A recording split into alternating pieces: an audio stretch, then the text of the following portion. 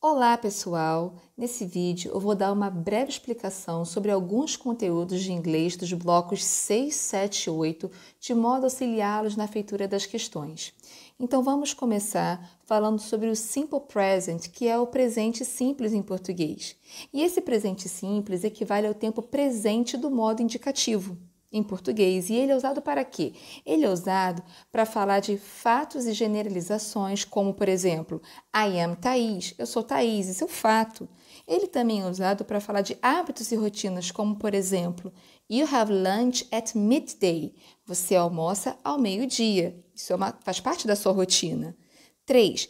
Também é usado para falar sobre características físicas e personalidade, como em They are tall, eles são altos. E também para falar de gostos, opiniões, sentimentos e desejos, como em We like ice cream, nós gostamos de sorvete. E como que faz para conjugar o presente simples em inglês? É bem simples, é só vocês colocarem o sujeito primeiro e depois o verbo sem o to. Por exemplo, o verbo to get up, que significa levantar, né? Levantar da cama quando você acorda. Como a gente faria para conjugar o verbo to get up em inglês? Eu levanto, você levanta, ele levanta. Seria assim, olha, eu dei aqui um exemplo. They get up early. Eles levantam cedo. Então, eles é o pronome, que no caso está usando o lugar do sujeito. Depois eu tenho o verbo to get up. Só que aqui, como que eu tive que fazer? Tirar o to, conforme eu havia explicado para vocês. Então, vocês vão colocar o sujeito, que pode ser um nome ou um pronome, e o verbo sem o to e o restante da frase. Então, they get up early, eles levantam cedo. Mas o que é o sujeito? Bom, caso vocês tenham esquecido o que é um sujeito, o sujeito é o nome ou o pronome referente a quem faz a ação do verbo. Então, nesse exemplo, they get up early, eles levantam cedo. Quem é que levanta cedo? Eles, certo? Então, eles é o sujeito da minha oração. E esse sujeito ele pode ser um nome, como por exemplo Marcos, Ana, Bianca, ou ele pode ser um pronome. E o que são os pronomes? Os pronomes são palavrinhas que substituem os nomes, como por exemplo, se eu digo Joana está sentada perto da janela. Se eu quiser trocar, se eu quiser omitir o nome Joana, se eu quiser trocar por alguma outra palavra, essa palavrinha teria que ser ela. Ela está sentada perto da janela, então ela é um pronome. Por quê? Porque está substituindo o nome. Então vamos dar uma olhada aqui nos pronomes em inglês. Então nós temos aqui, ó, I, que significa eu, you, que significa você ou vocês, he, que significa ele, she, ela, it, que significa ele ou ela, só que para objeto ou animal, we, que significa nós, e they, que significa eles ou elas. Então, agora nós vamos dar uma olhada em como conjugar, né, o presente simples para quando o sujeito for I, para quando o sujeito for os pronomes I, you, we ou they. Então, vamos ver. Na afirmativa, fica da forma como nós combinamos. Vamos colocar o sujeito e o verbo sem o to. E na negativa, como que fica? Assim, olha, entre o sujeito e o verbo sem o to, vocês vão ter que colocar o don't. Então, vai ficar sujeito, o don't e o verbo sem o to. E para fazer perguntas, na interrogativa vai ficar como? Vai ficar desse jeito aqui, olha, vai colocar o do na frente, depois o sujeito e depois o verbo sem o to. Mas atenção! Podemos usar advérbios de frequências em orações no Simple Present. E que advérbios de frequências são esses? Always, que significa sempre. Usually, que significa geralmente. Sometimes, às vezes.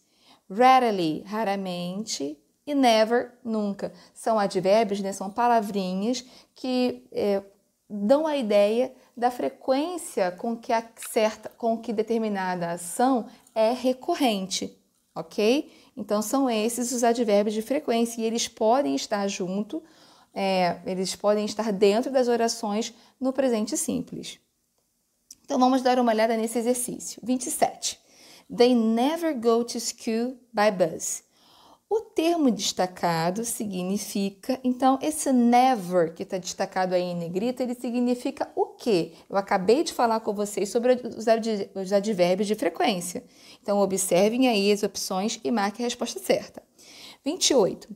We, espacinho, go to school on Sundays. Então, aqui a gente tem que completar com nós não vamos à escola aos domingos, né? Como é que a gente coloca uma frase na negativa no presente simples?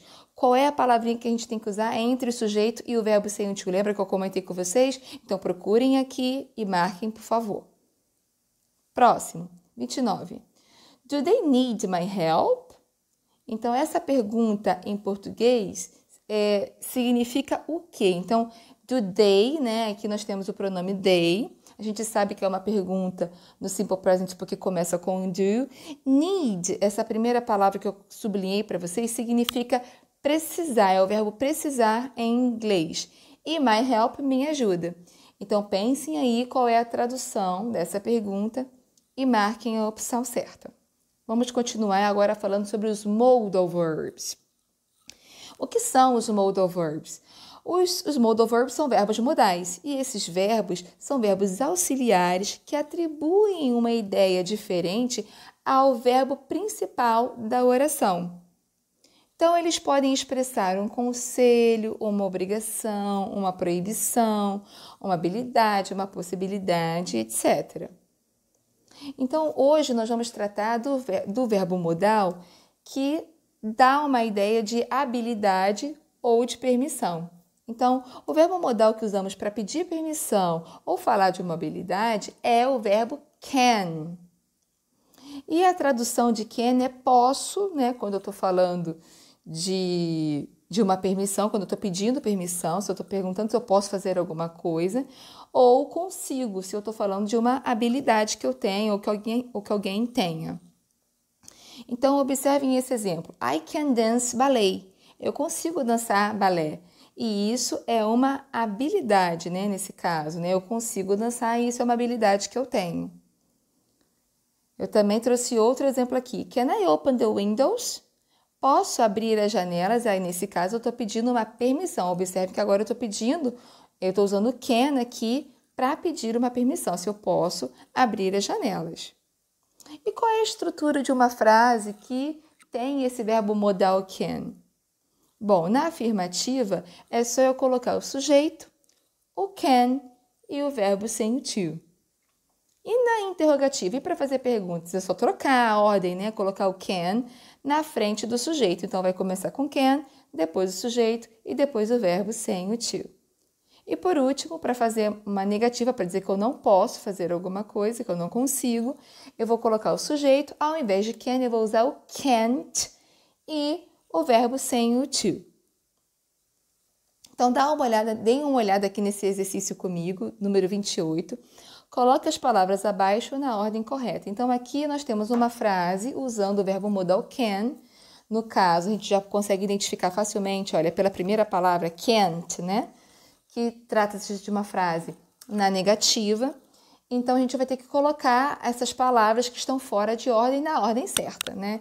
Então, vocês sabem que para fazer uma frase na negativa usando o verbo modal can, eu tenho que colocar primeiro o sujeito, né? E nesse caso, qual dessas palavras podem ocupar o lugar do sujeito? Can't you, the guitar ou play? Né? Pensem aí, respondam aí na cabeça de vocês, né? E depois do sujeito eu coloco can't, ok? Então, procurem aí. E depois do can't, a gente coloca o quê? A gente coloca o verbo sem o to. Qual dessas palavras aí é o verbo sem o to? Então, observem, prestem atenção e marquem aí a resposta correta. Bom, pessoal, por hoje é só isso. Nos vemos no próximo vídeo. Bye, bye!